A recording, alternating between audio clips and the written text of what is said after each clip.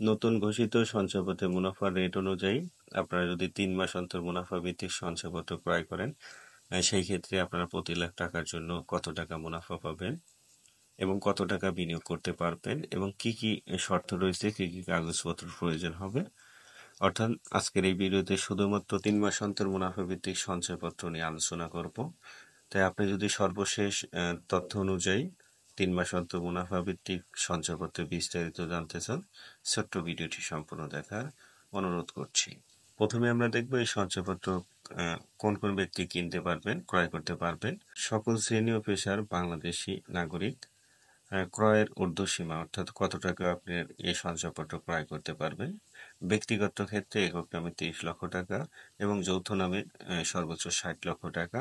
প্রতিষ্ঠানের ক্ষেত্রে ভবিষ্যৎ তহবিল 50%, তবে সর্বোচ্চ 50 কোটি টাকা।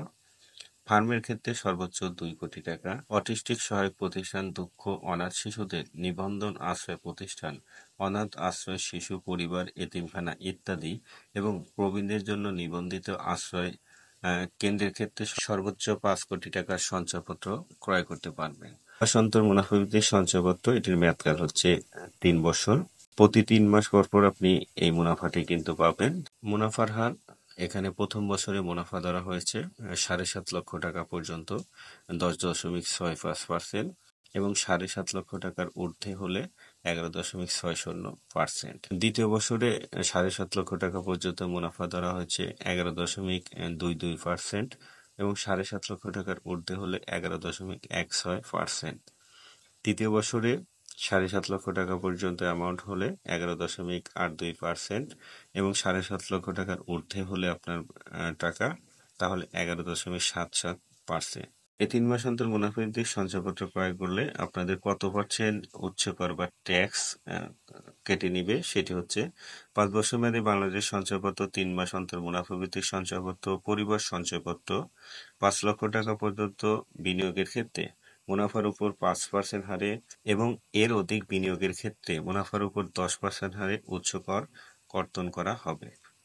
অর্থাৎ আপনি বাংলাদেশ প্রতিষ্ঠিত যে ধরনের সঞ্চয়পত্র ক্রয় করেন না কেন, 5 লক্ষ টাকা পর্যন্ত উচ্চকর কর্তন করা হবে 5% এবং 5 লক্ষ টাকার বেশি আপনার টাকার পরিমাণ হলে তাহলে 10% উচ্চকর কর্তন করা হবে। অন্যান্য যে সমস্ত সুবিধা রয়েছে, ত্রৈমাসিক ভিত্তিক মুনাফা প্রদেয় অর্থাৎ 3 মাস পর পর আপনাকে মুনাফা প্রদান করা হবে, নমিনি নিয়োগ করা যাবে।